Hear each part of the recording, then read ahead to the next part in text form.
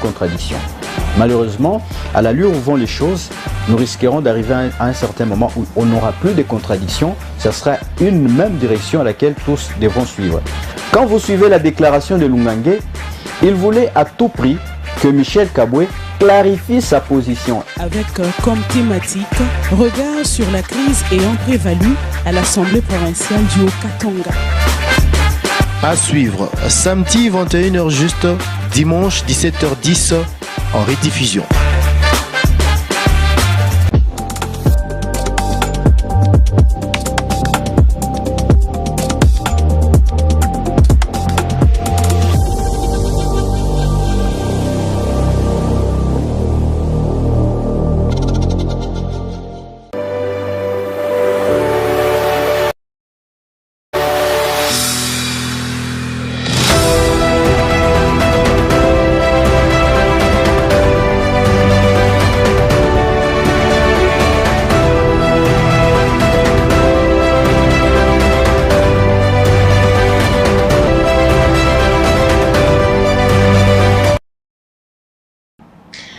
Bienvenue dans Décryptage, messieurs et dames. Merci pour votre fidélité à votre télévision et à votre radio.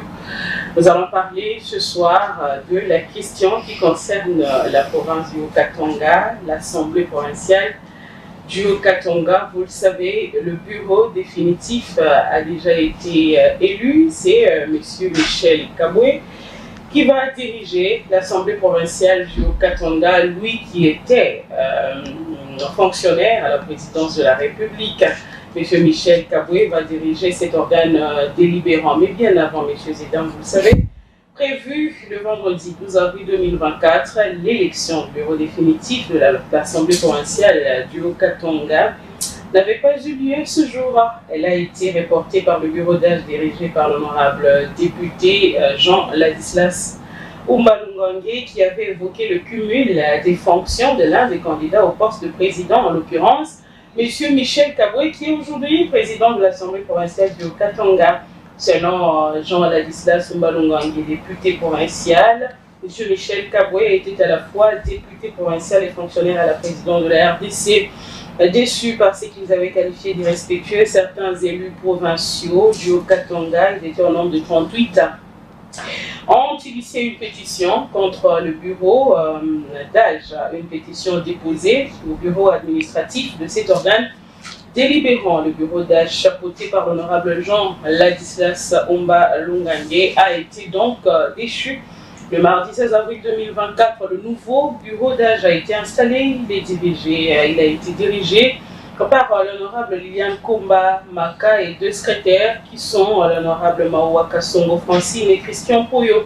Le bureau Lungange, quant à lui, ne reconnaissait pas l'acte de sa déchéance car ne respectant pas la procédure. Le nouveau bureau d'âge a été installé en l'absence de celui existant déjà, c'est-à-dire l'ancien dirigé par l'honorable Ladislas Umbalungange. Mercredi 17 avril 2024, messieurs et dames, une plénière a été convoquée à l'Assemblée provinciale du Haut-Katanga. Une plénière ayant été suspendue et renvoyée à ce vendredi 19 avril 2024 suite à l'absence dans la salle des membres du bureau d'âge déchu. Et la plénière de ce vendredi 19 avril, une initiative d'ailleurs non reconnue auparavant par le bureau Lungange, a donc sorti un bureau définitif dirigé par M. Michel Kabwe. Qu'est-ce qu'il y a eu à l'Assemblée provinciale du Haut-Katanga? Pourquoi cette crise bien avant l'installation du bureau définitif? C'est quoi le problème? Quels sont les dessous de cartes? Pour traiter de cette question, je suis avec deux journalistes. Le premier, c'est M. Moïse Kaloulwa. Il est journaliste. M. Moïse Kaloulwa, bienvenue sur le plateau et dans le studio de Shalom Radio et Télévision. Merci beaucoup, madame. C'est toujours un plaisir de partager avec vous ce plateau. La seconde personnalité qui œuvre dans le domaine de la presse, le second journaliste, c'est M. Jules Max Mouyou. Monsieur Jules, merci d'être avec nous sur ce plateau et dans ce studio de Shalom Radio et Télévision. Merci beaucoup, madame. Je salue tous les auditeurs et tous les téléspectateurs qui sont en train de nous suivre. Merci d'avoir répondu à l'invitation. Je vous en prie. Messieurs et dames, c'est avec ces deux personnalités qui œuvrent dans la communication de cette question en rapport avec la crise qui a prévalu à l'Assemblée provinciale du Haut-Katanga bien avant l'installation du bureau définitif. D'ailleurs, ce bureau définitif où la procédure a déjà été refusée ou rejetée ou réfutée par le camp de l'opposition. Nous pouvons citer l'honorable Killer qui s'est exprimé juste ce vendredi 19 avril 2024 lors de la plénière. Il est sorti, il n'a même pas fini cette plénière. Mais bien avant de parler de cette question, bien avant d'entrer dans le vif du sujet, messieurs et dames, nous allons d'abord placer un mot par rapport à ce gouvernement qui tarde à venir. Nous allons parler de ces consultations que la première ministre Judith Suminwa-Tuluka, des consultations qu'elle a entamées le 13 avril 2024. Elle reçoit des regroupements, des partis et regroupements politiques en vue de la formation du gouvernement. Mais ces consultations avaient été faites aussi par M. Augustin Kabouya, qui était informateur, en même temps secrétaire général de l'UDPS. Il avait aussi reçu, en sa qualité d'informateur et formateur après, il avait reçu des partis et regroupements politiques, toujours à cette fin. Qu'est-ce qui se passe exactement? Je commence avec M. Jules Max Bouyou. Je commence avec vous. Alors, M. Augustin Kabouya, informateur, il a fait son travail, il avait reçu des partis et regroupements politiques. Après, il a déposé son rapport. Mais maintenant, la première ministre, Mme Judith, a aussi entamé des consultations le 13 avril, lesquelles devraient prendre fin le 19 avril 2024. Qu'est-ce qui se passe ici?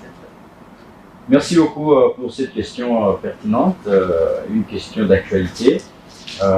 Déjà, depuis le 19 avril, et la première ministre Judith Suminwa a mis fin à ces consultations, les consultations avec les partis et regroupements politiques membres de l'Union sacrée de la Nation. Alors, il faut dire qu'il y a là deux personnes différentes. D'abord, c'est Augustin Kabouya qui était informateur. Vous voyez, Augustin Kabouya était informateur et il avait une mission précise à rendre au président de la République. Ce qu'il avait fait. L'identification de la majorité, il a identifié, et c'est au sein de cette majorité où le président Tshisekedi a puisé l'oiseau rare, la première ministre Judith Suminwa.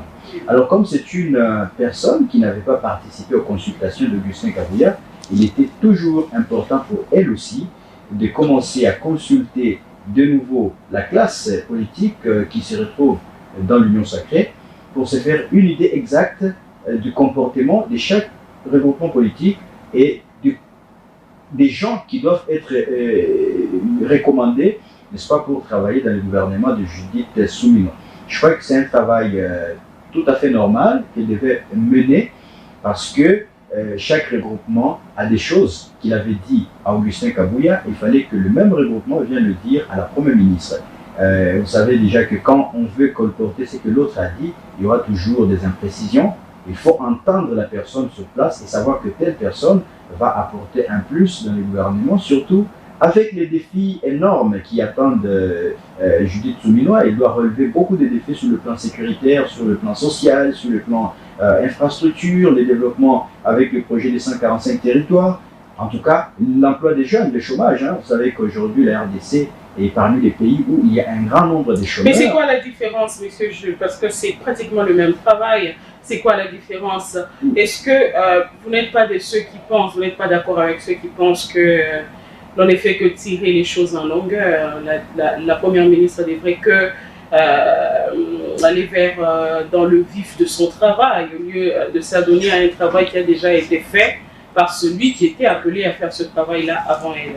Non, je crois que c'est pas le même travail qui est en train d'être fait ou qui a été fait, parce que pour le premier, c'était identifier la majorité et rendre son rapport, mais pour la deuxième personne, il faut choisir les personnes capables pour apporter un plus au gouvernement de la République démocratique du Congo. Et donc, c'est tout à fait normal. Vous savez que dans notre pays, il y a des gens qui sont cupides.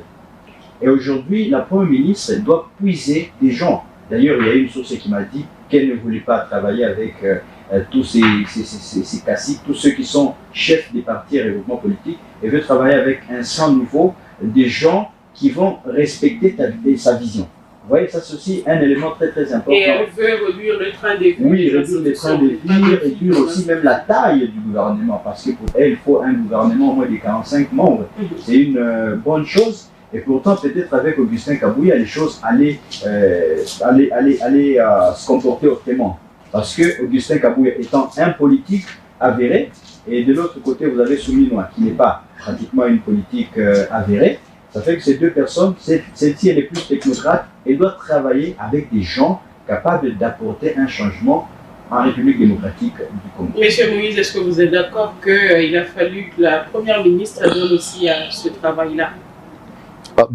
Peut-être pour parler en termes de prise de contact direct avec le regroupement et partis politiques par rapport, bien sûr, au travail fait précédemment par l'informateur qui n'est autre que Augustin Kabouya. C'est vrai, comme l'a souligné tout à l'heure Jules, l'informateur avait une mission bien spécifique, celui ou celle de pouvoir identifier la majorité parlementaire, c'est ce qui a été fait, et elle vient par contre faire un contact direct, voir un peu les choses autrement.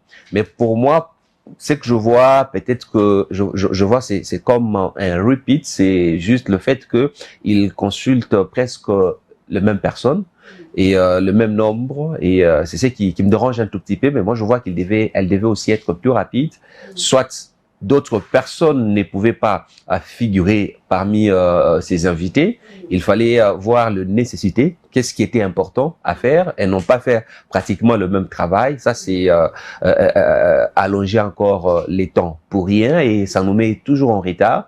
Je crois, on a posé une question à Vital Caméré, comment au Sénégal les choses sont allées vite, mais ici chez nous les choses changent, et à lui de répondre que le Congo n'est pas le Sénégal. Pourquoi on ne peut pas aussi être modèle?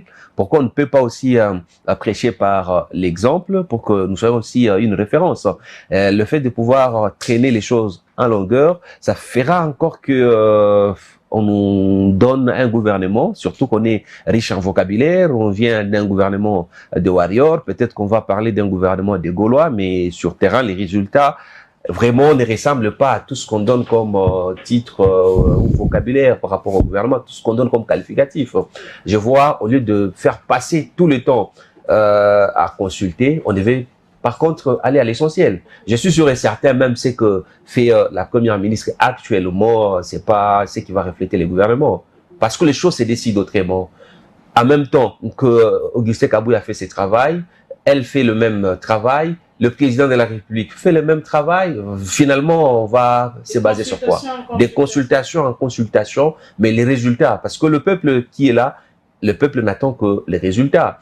Effectivement, il y a beaucoup de choses sur lesquelles le gouvernement doit s'épancher. Jules a évoqué tout à l'heure les développements. On nous a donné un projet là de 145 territoires. Nous devons rapidement évaluer ces projets. Si les gouvernements doivent revenir sur le même travail ou s'il faut changer des projets, il y a la guerre à l'Est qui prend aussi, qui préoccupe aussi beaucoup plus le Congolais. Nous devons réfléchir comment faire pour finir cette guerre.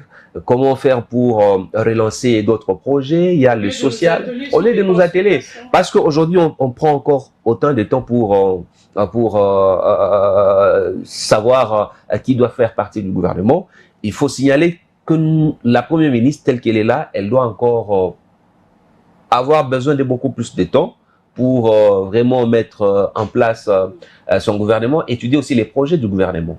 Tout ça, c'est du temps. Il faut aussi noter que les regroupements qu'on est en train de recevoir là, ils ont aussi besoin du temps parce qu'ils doivent aussi se mettre d'accord sur le nombre de personnes qu'il faut envoyer. Ça va aussi nous prendre du temps, et s'il faut suivre toutes ces caprices, je crois qu'on va encore perdre beaucoup de temps. Est-ce que, je suis toujours avec vous, l'on ne peut pas dire ici que nous sommes en train de répéter les mêmes erreurs, parce que par le passé, d'ailleurs, l'autre fois, la semaine passée, on a parlé de ça avec notre invité. Par le passé, le gouvernement avait tardé à être constitué à l'époque de Joseph Kabila, le gouvernement Ilunkamba. Il y avait beaucoup de temps qui s'était passé pour la constitution de ce gouvernement. On avait fait plus de 7 mois. Est-ce que le régime actuel est en train de se servir de cela comme exemple ou réellement il cherche à faire mieux en allongeant les choses? Le gouvernement actuel ou le régime actuel cherche à faire mieux que le gouvernement ou le régime précédent, mais malheureusement, ils se servent toujours des exemples du passé. Ce qui fait que l'histoire le rattrape toujours. L'idéal est de faire mieux, mais malheureusement, faute des bons exemples, on se contente que de ce qui existe déjà. C'est ce qui fait que avec le gouvernement Ilunkamba que vous avez pris un exemple, c'est le gouvernement de la coalition FCC et Cash. Et ça a pris 7 mois. On a compris à l'époque qu'il fallait se mettre d'accord, vu que c'était une première expérience ici chez nous. Le président a été élu, mais il n'avait pas de majorité parlementaire et qu'il y avait un autre regroupement, une autre force politique qui avait la majorité. Effectivement, il fallait se mettre d'accord avec l'histoire de ministères clés, qui devait prendre tel poste, et qui d'autre devait, à qui devait revenir tel autre ministère. C'était tout à fait logique que ça puisse nous prendre autant de temps. Et je pense, donc, par rapport... il y avait des raisons que ça... Avant, il y avait des raisons que cela puisse un peu prendre beaucoup de temps. Mais actuellement, on n'a pas de raison parce que déjà, le président actuel a la majorité parlementaire. Il a nommé l'informateur. Et l'informateur a fait son travail pendant un laps de temps et puis il a détecté la majorité parlementaire. Ça n'a pas traîné. On a applaudi le travail qui a été fait parce que même la désignation ou la nomination du Premier ministre n'a pas du tout traîné après que l'informateur puisse déposer son rapport auprès du chef de l'État. On s'attendait à ce que les choses puissent aussi aller vite.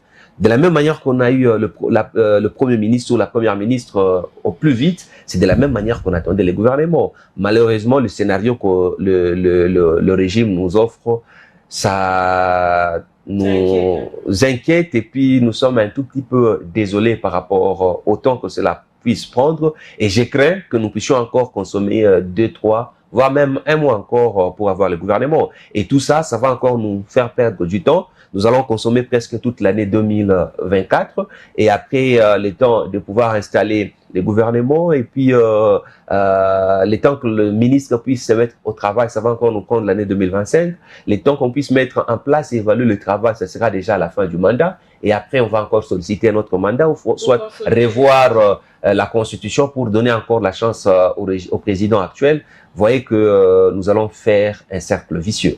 Voilà, messieurs et dames, nous allons prendre notre sujet du jour. Nous parlons de la situation à l'Assemblée provinciale du Haut-Katanga. Je l'ai dit tantôt, monsieur Michel Kabwe est le nouveau président de l'Assemblée provinciale du Haut-Katanga. Il était resté le seul candidat président de l'Assemblée provinciale du Haut-Katanga, monsieur l'honorable Jean-Ladislas Umba Lungange n'était plus là. Lui qui avait déjà été déchu avant, son bureau avait été déchu avant, l'on avait installé, après une pétition initiée, l'on avait installé un bureau d'âge, un autre bureau d'âge qui était dirigé par Madame Liliane Kombamaka, qui maintenant est la vice-présidente de l'Assemblée provinciale du Haut-Katanga. Monsieur Moïse, l'Assemblée provinciale du Haut-Katanga, ça ce n'est pas la première crise. Par le passé, on a connu encore ce genre de problèmes à l'Assemblée provinciale du Haut-Katanga. Je prends l'exemple de l'élection du vice-président. À l'époque, il y a eu beaucoup de soucis jusqu'à ce que l'élection n'avait même pas eu lieu.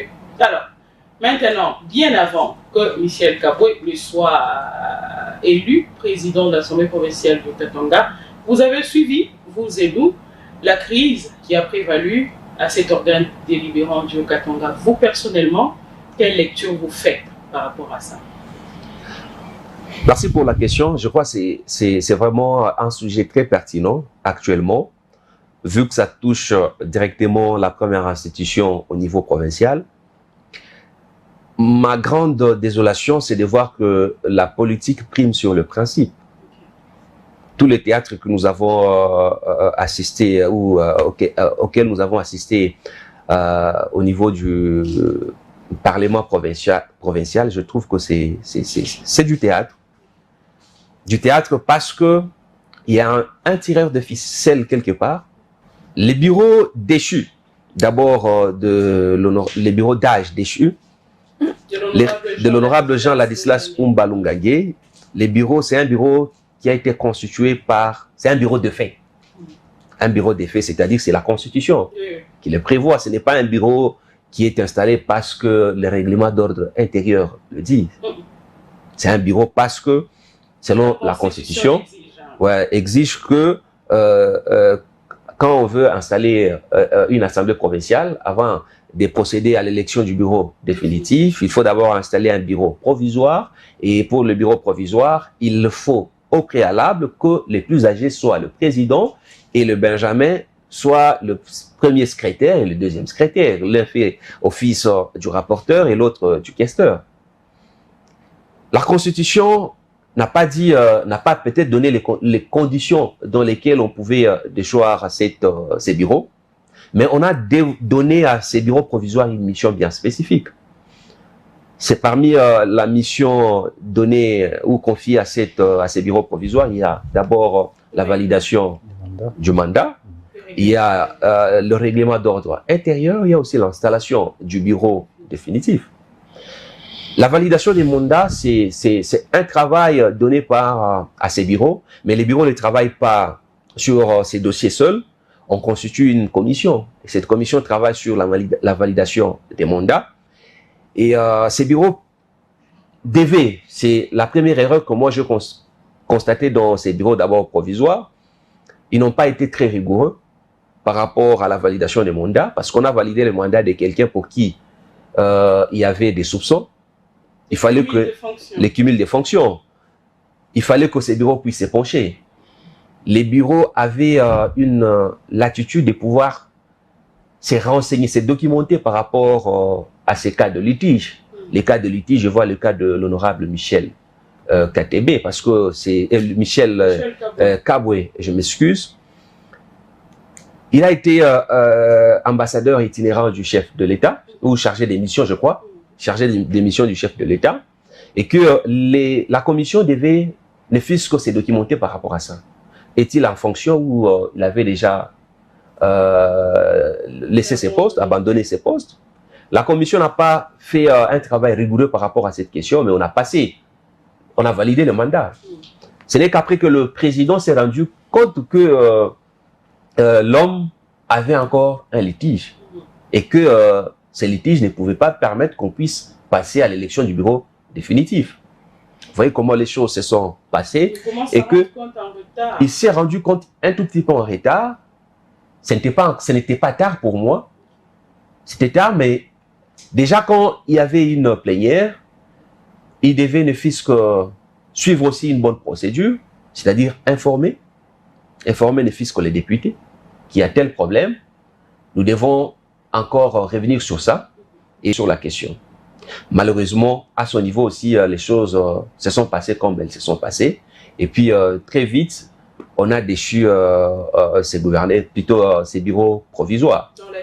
Dans l'agitation. Parce qu'à tout prix, il fallait que l'autre candidat puisse être maintenu et passer comme battre campagne, comme candidat président de leur délibérant. On est allé en précipitation, qu'on n'a pas suivi tellement les choses de la manière dont elles devaient se dérouler, la procédure normale. Dans cette agitation, directement, l'autre camp a agi par une pétition. Cette pétition, pour déchoir les bureaux mis en place par la Constitution, fallait-il le faire ou fallait-il un peu revoir les choses autrement? Au niveau national, quand les choses compliquent un tout petit peu, qu'est-ce qu'on fait? On recourt à la justice. On saisit la Cour constitutionnelle. Il y a telle disposition de notre Constitution qui souffre d'application ou bien qui est mal interprétée. Est-ce que vous pouvez nous aider à l'interpréter à plusieurs reprises? La Cour constitutionnelle a interprété des articles. Pourquoi ici, au niveau provincial, on ne pouvait pas ne fût-ce que recourir recourir à la cour d'appel.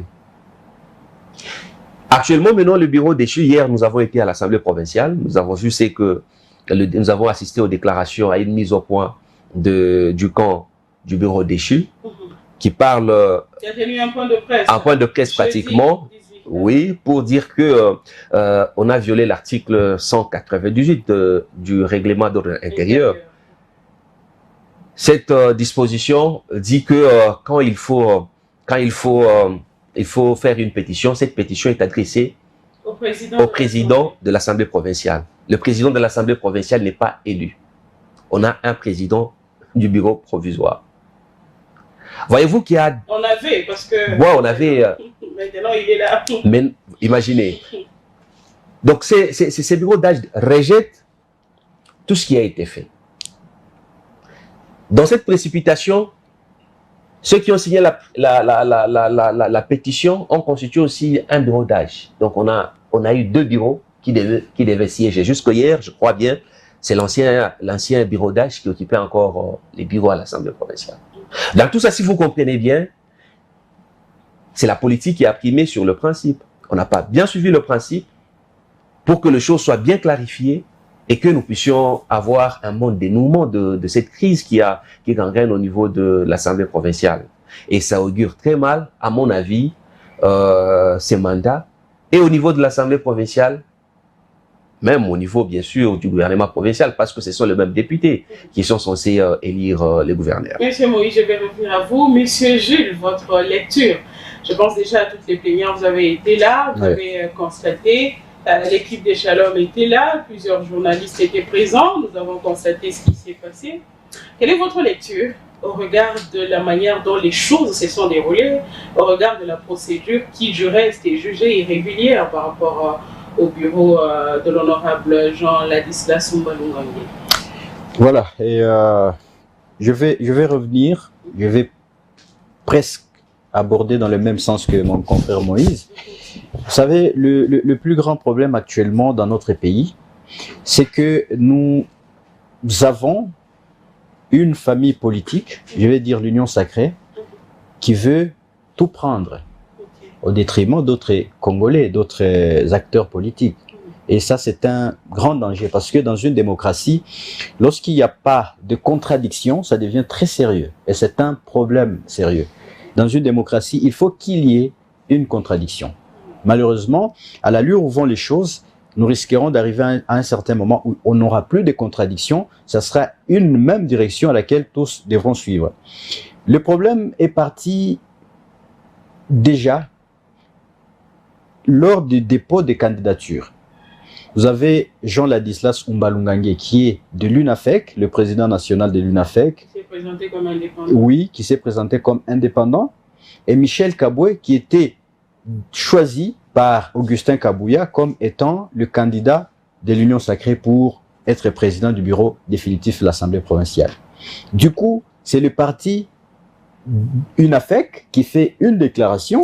On avait suivi Mireille Massangou, Binti Sakina, qui ont fait une déclaration à partir de Kinshasa pour dire qu'ils ne reconnaissaient pas la candidature Umbalungange au poste de président de l'Assemblée provinciale. Et automatiquement, l'homme était déchu de ses fonctions de président. Un jour après, c'est Ladislas Umbalungange aussi qui déchoit les mêmes personnes, y compris le président de la jeunesse, hein, Zazou, il les déçoit aussi, et finalement c'est un quiproquo un quiproquo dans le parti UNAFEC.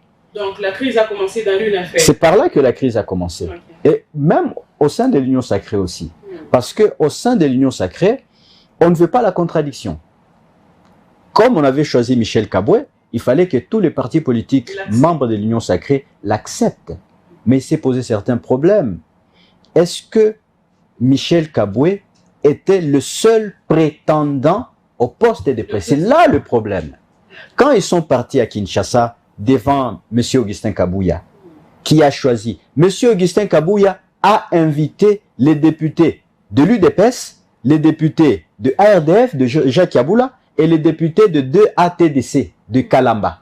3 regroupements politiques. Mais il a oublié qu'il y avait d'autres regroupements, notamment AB, les regroupements dans lesquels il y avait Lungange. Voilà. Peut-être que Lungange avait des ambitions de devenir président de l'Assemblée. Pourquoi ne pas l'inviter aussi à Kinshasa, le présenter officiellement, ça veut dire présenter tous les 2 candidats, ou carrément qu'il y ait un consensus entre les 2, qu'on choisisse celui qui pouvait répondre à certains critères pour qu'il occupe les postes de président de l'Assemblée. C'est là où la crise a commencé. Et lorsque la crise est venue, quand vous suivez la déclaration de Lungange, il voulait à tout prix que Michel Kabwe clarifie sa position. Est-ce qu'il est encore chargé? Partout. Voilà. Est-ce qu'il est encore chargé des missions du président Félix Tshisekedi dans les Grands Katanga? Et chargé de mission, il est fonctionnaire à la présidence. Voilà, dans les cabinets du président de la République. Ouais. La Constitution est claire. Lorsqu'il y a une ordonnance présidentielle, cette ordonnance présidentielle ne sera abrogée par une autre ordonnance présidentielle. Il avait été nommé par une ordonnance présidentielle, il fallait qu'il y ait une autre ordonnance pour abroger. Pas dire que moi, depuis que le chef de l'État a prêté serment, tous les cabinets démissionnaires. Mais il n'y a pas une ordonnance qui a abrogé ta nomination. Je continue à prester en tant que chargé de mission jusque-là. C'est là où s'est posé un problème. C'est là que la justice devait intervenir pour mettre fin à cette guerre. Et la plus grosse erreur que Jean-Ladislas Umbalungange ou tout son bureau a commis, c'est le fait de cautionner cette erreur-là qui les a poursuivis jusqu'à aujourd'hui. On dit, bon, nous sommes dans une même famille, écoutez, nous gardons encore ces petits couacs, ça risque de nous avantager les jours du vote. Malheureusement, dans une démocratie, c'est la voix de la majorité qui prime. Et c'est la politique qui va même au-dessus du droit de la justice. Mon confrère l'a si bien dit. Normalement, dès la validation des mandats, cette question devrait être évoquée. Que Michel Kabwe présente un document attestant qu'il n'est plus chargé des missions du président Tshisekedi. N'a pas usé de la souplesse. Exactement. C'est pratiquement à ce niveau, il n'avait pas de souplesse à ce niveau. Il pensait que dans la politique, tout le monde a une bonne foi. Malheureusement, dans la politique, ce sont des coups.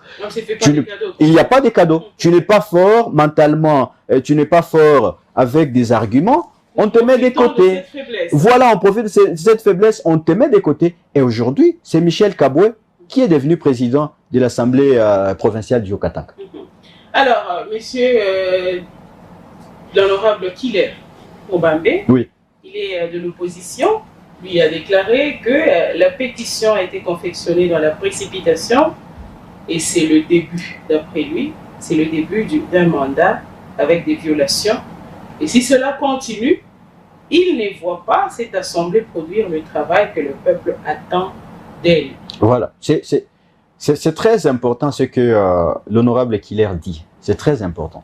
Lorsque le départ est très mauvais, même la suite sera très mauvaise. Quand vous le suivez, il a même dit qu'il fallait que l'Assemblée provinciale, au lieu d'aggraver la crise que l'Assemblée provinciale, que les députés provinciaux se mettent ensemble et trouvent un consensus.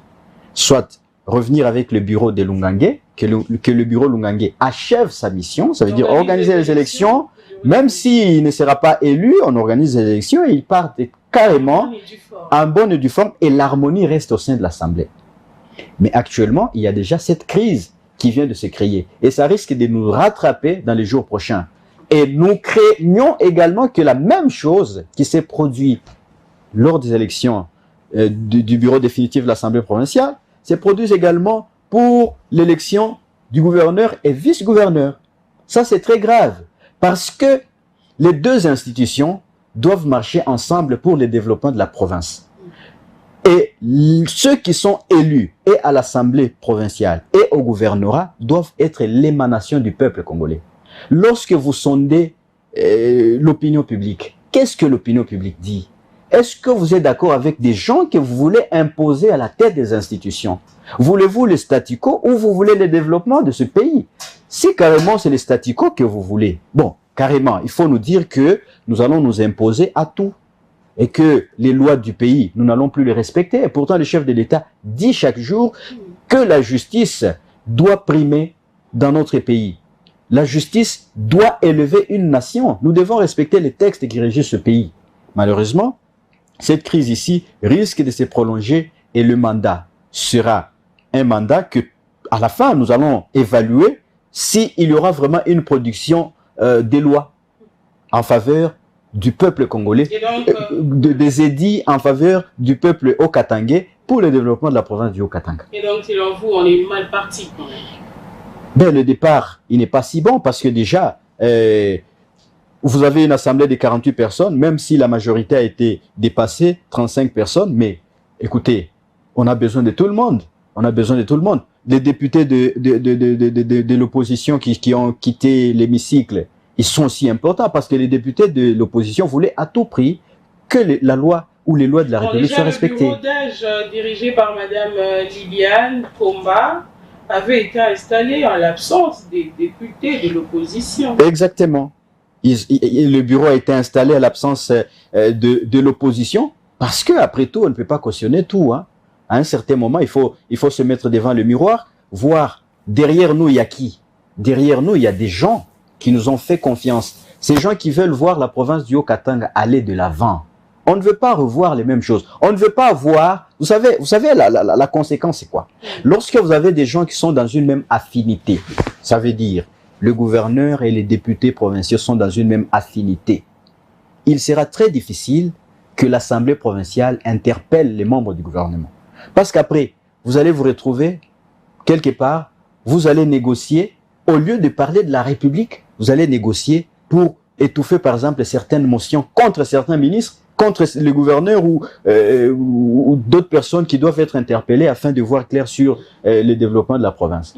Monsieur Moïse, vous avez dit tout à l'heure ce que je devrais dire. L'honorable Jean-Ladislas Sombalongangué, dans sa mise au point faite le jeudi dernier, il a dit que l'on ne peut pas révoquer, l'on ne peut pas destituer ceux qui ont été investis par la Constitution. Et le bureau d'âge dirigé par l'honorable Longangué a été déchu en l'absence de celui-ci, avant que nous puissions parler de leur déchéance effective et officielle le vendredi 19 avril 2024. Avant ça, c'était une déchéance que eux ont qualifiée d'irrégulière. Monsieur Moïse Kaloula, est-ce que dans cette histoire, il y a un problème d'ego de la part des politiques dans la province du Haut-Katanga, de la part des élus provinciaux? Est-ce qu'il y a un problème d'ego? Est-ce qu'il y a un problème du genre, non, ça doit être seulement tel et pas tel. Ça doit être seulement lui et pas l'autre. Exactement, c'est ce qui s'est installé depuis peu dans nos institutions. Vous allez comprendre que nous avons parlé tout à l'heure de la question liée de voir que ce sont les mêmes personnes qui vont revenir. Pourquoi ils vont revenir? Parce que ce sont eux ou ce sont elles qui sont le chef de regroupement de ces partis politiques. Dans la mentalité congolaise actuellement, je gère un regroupement. Quand il y a un avantage lié à ces regroupements, moi-même, je vais me représenter du régime passeur ministre. Pourquoi? Parce qu'il est chef d'un regroupement.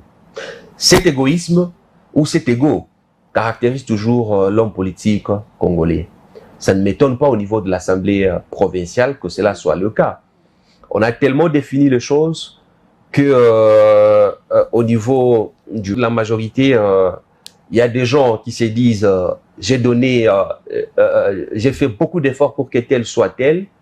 Moi aussi, en échange, je dois à tout prix, je dis bien, je le souligne, à tout prix, être tel au niveau de l'Assemblée provinciale ou au niveau de telle ou telle autre institution.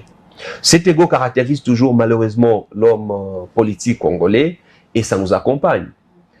Ce qui me révolte, je me dis, nous en tant que population, devons aussi être exigeants par rapport à la qualité de nos représentants que nous envoyons au niveau du Parlement, et au niveau provincial et au niveau national. Qu'est-ce que nous envoyons nous représenter? La personne que nous choisissons ou nous votons, est-elle digne de nous représenter? Il ne faudrait pas que la personne soit seulement influente. Cette personne réfléchit. Cette personne est capable de dire non. Est-ce que cette personne prend des bonnes valeurs? La plupart de nos dirigeants ne prennent pas de bonnes valeurs. Ce qui fait que le matin, on a telle personne dans un regroupement politique. On s'est dit, bon, pour des raisons politiques, nous devons choisir telle. Même si la personne ne prend pas des bonnes valeurs, puisque je suis ou j'appartiens à ces regroupements politiques, je dois dire oui. Mais si nous sommes exigeants par rapport à ces gens, nous devons changer, nous allons changer les choses. Et si nous avons 3, 4, 5, 6, 7 personnes qui prennent des bonnes valeurs, je pense que facilement nous allons renverser la tendance et que les choses doivent bien se passer au niveau de nos institutions. Mais malheureusement, c'est que la scène à laquelle nous sommes en train d'assister, ça prouve noir sur blanc que nos politiques veulent à tout prix occuper des postes sans tenir compte vraiment de besoins réels de nos populations. Alors, est-ce que nous pouvons déjà remettre en question le travail que va abattre ce bureau définitif ou les élus provinciaux du Haut-Katanga de manière générale en faveur de la population? Je crains déjà, parce que cette population, plutôt cette assemblée est composée de députés qui sont bien sûr l'émanation de la population. Ils sont à la gestion de la province.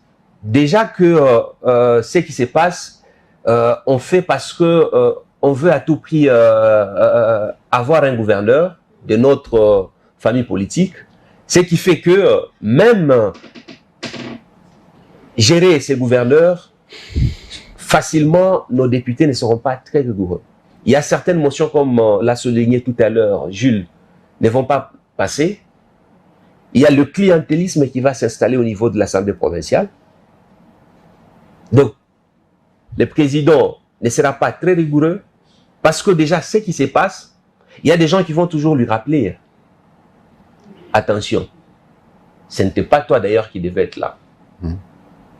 On devait laisser place à tel, parce que ce que nous avons fait, nous avions violé les dispositions de la loi. Nous avons couvert parce que on devait te laisser la place. Il va vivre avec une dette morale, ce qui fait que nous, en tant que population, nous allons juste constater les dégâts, malheureusement. Malheureusement. Nous devons être exigeants. Nous, population, nous devons être exigeants. Que ce qui se passe au niveau de l'Assemblée provinciale puisse nous servir des leçons, même pour l'avenir. Il ne faudrait pas que nos enfants puissent tomber dans les mêmes erreurs. Nous ne savons pas offrir mieux. Les députés qui sont là, sauf par surprise peut-être, mais sinon, d'ailleurs, de toutes les façons, depuis des législatures, on n'a plus de édits. Le travail pour lequel nous les envoyons faire, ils ne le font pas. Ils sont là pour discuter sur des voitures, des primes. Ils discutent sur des choses qui sont liées à leur propre individu, que ceux qui doivent le lier à la population qui les envoie au niveau du Parlement.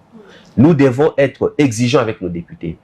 Même dans l'avenir, ne votons pas pour l'eau, ne votons pas parce que tel est influent, mais votons, voyons un peu la qualité. Nous avons connu malheureusement des dirigeants au niveau de la province qui disaient des fois non. Même aux autorités au niveau national. Malheureusement, ces genres de dirigeants ne traînent pas. Nous devons avoir ces genres d'autorités, même au niveau du Parlement. L'honorable Michel Kaboué, il passe aujourd'hui comme président de l'Assemblée provinciale, qui ne voit pas toutes ces tractations de tous ces députés, parce qu'il est de l'Union sacrée, on lui donne les voix, mais il doit être exigeant aussi. Sa voix doit primer. Il ne doit pas être complaisant parce qu'il y a 35 députés qui l'ont choisi. Il est président et pour les 35 qui ont voté pour lui, et pour le reste. Il représente l'Assemblée provinciale du Haut-Katanga.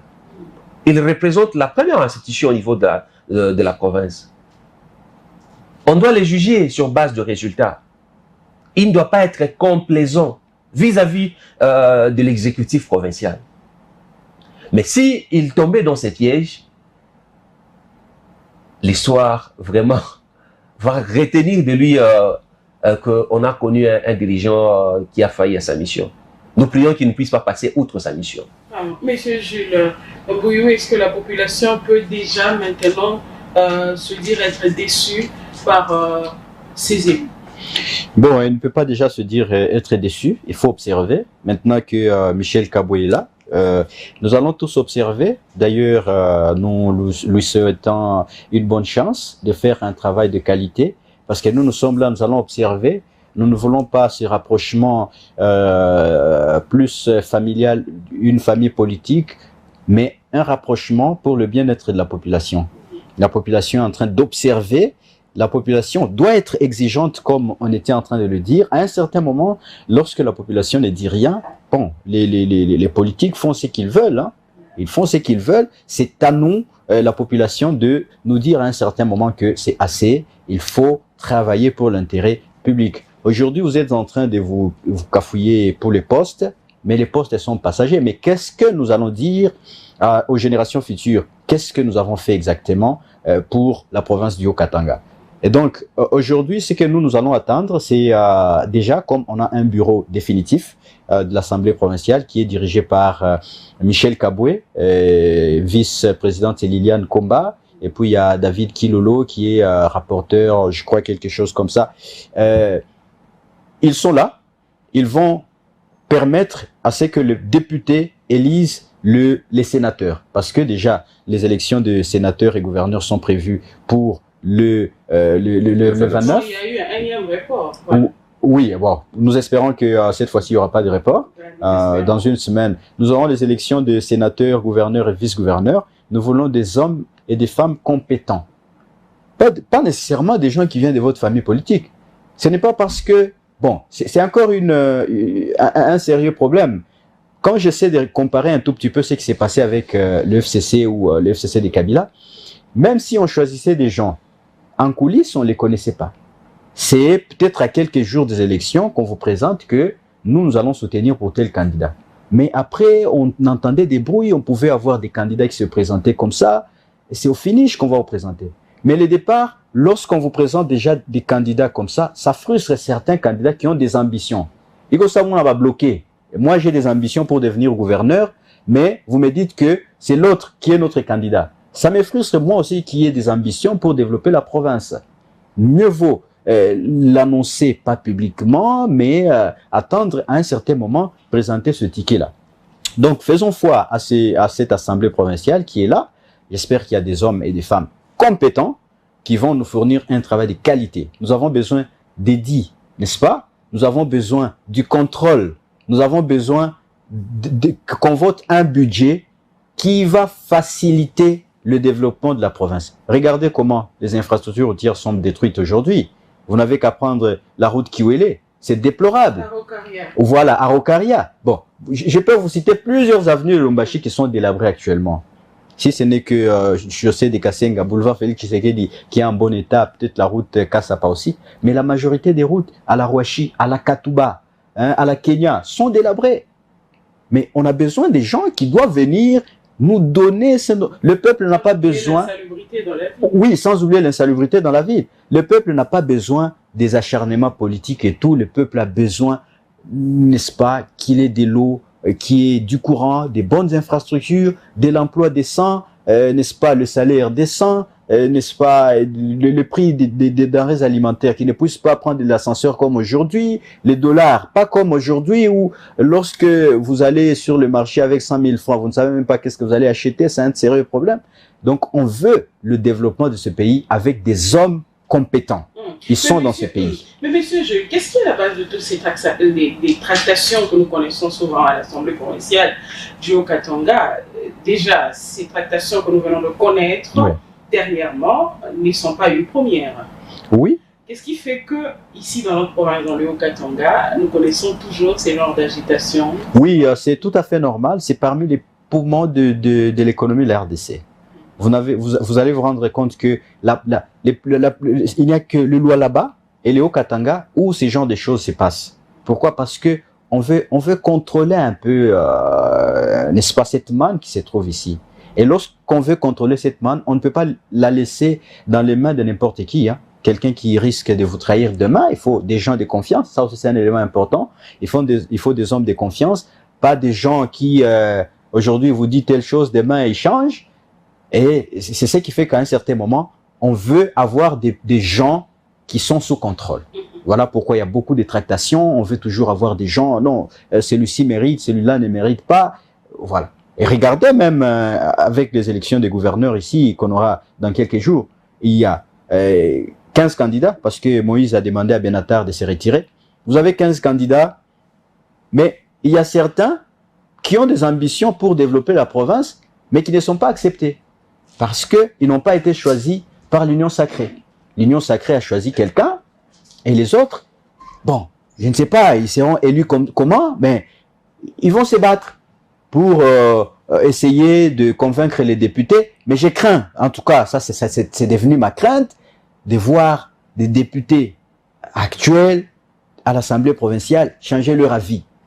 Bon, espérons. Moi, je crois que la justice de Dieu, il y en a, et les choses vont changer. Monsieur Moïse, ces tractations, à votre avis, vous êtes du même avis que Monsieur Jules, ces tractations que nous connaissons à chaque fois, l'Assemblée provinciale du Haut-Katanga? Moi, je pense par rapport à cette question, c'est lié à cette histoire de parrainage au niveau de Kinshasa. Parce que les combats ne commencent pas ici à Lubumbashi. Les combats se passent à Kinshasa. Il y a quelqu'un à Kinshasa qui soutient tel autre soutient tel. Et ça fait que, son mot d'ordre. Effectivement, au niveau de Kin, c'est celui qui a plus d'influence sur l'autre qui remporte la bataille au niveau provincial. Donc, les combats que nous voyons ici à Lubumbashi, ça ne commence pas ici. Ça commence à partir de qui? Au plus haut niveau. Au plus haut niveau.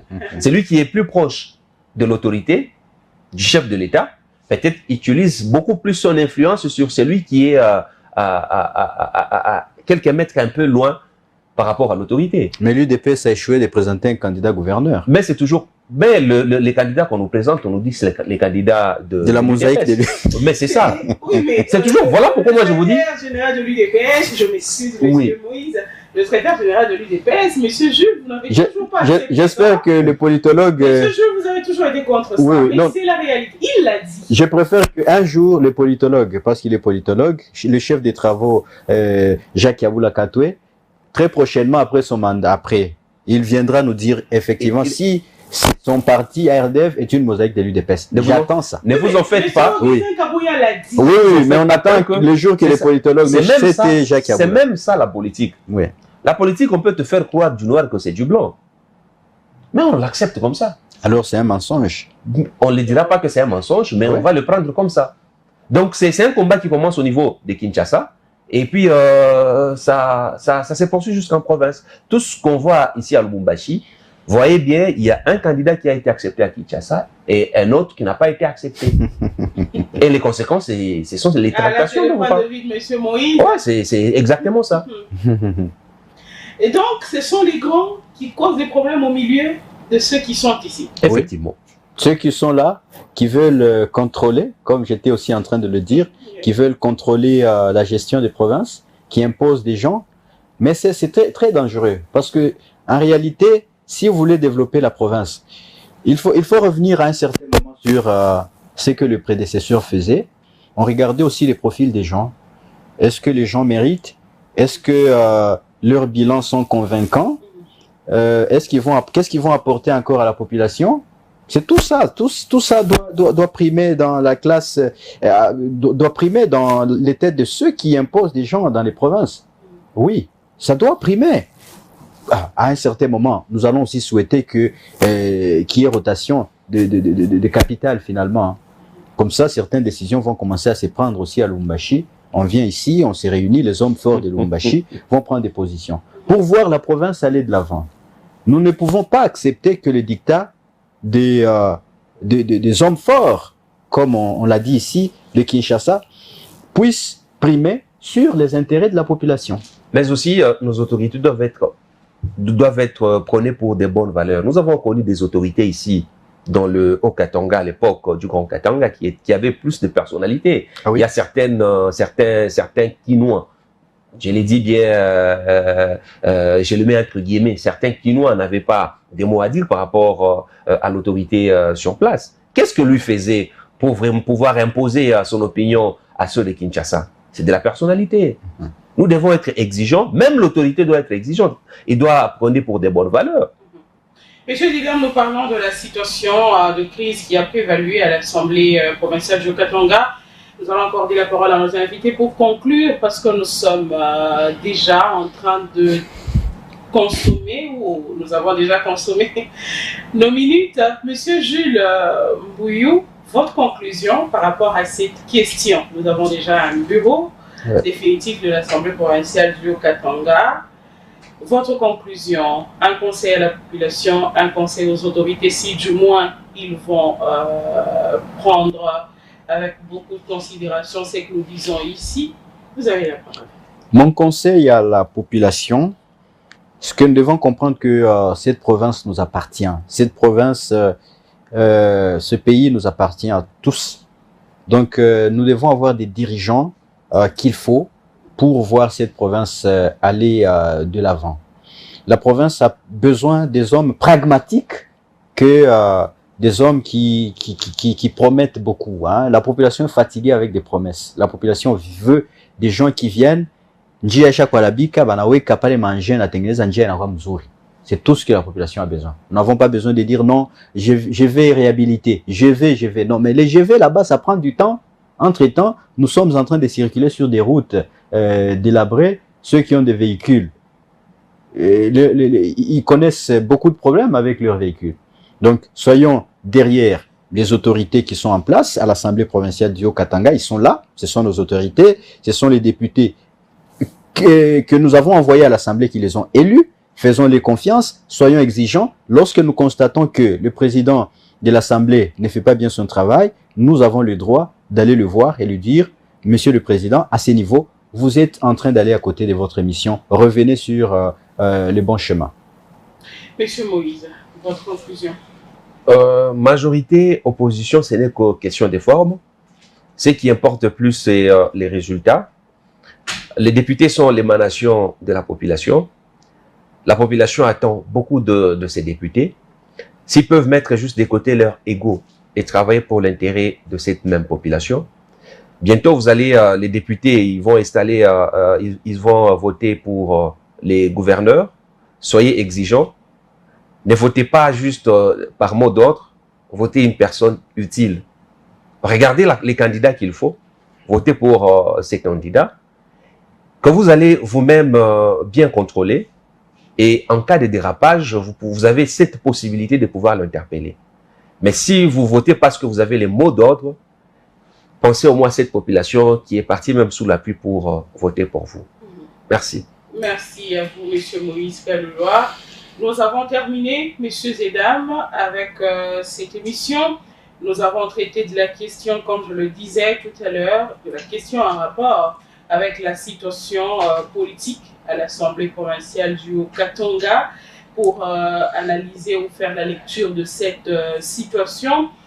Monsieur Moïse, nous vous disons merci d'être venu. Je vous en prie, madame. Ça a été un plaisir de partager avec vous ce plateau, surtout avec l'estimé Jules Mbouiou Max. Et l'estimé confrère Jules Mbouiou, il était aussi avec nous pour traiter de cette question qui concerne l'Assemblée provinciale du Haut-Katanga. Monsieur Jules Max Mbouiou, journaliste, nous vous disons merci d'être venu. Merci beaucoup, madame. Merci également à mon estimé, hein, n'est-ce pas, confrère. Comme, les députés aiment bien qu'on les appelle aussi des estimés. Merci aussi à tous ceux qui nous ont aidés à arriver jusque chez vous pour vous donner de la matière. Merci à vous, fidèles auditeurs, fidèles téléspectateurs de Shalom Radio et Télévision. Nous vous fixons rendez-vous pour la semaine prochaine. Au revoir.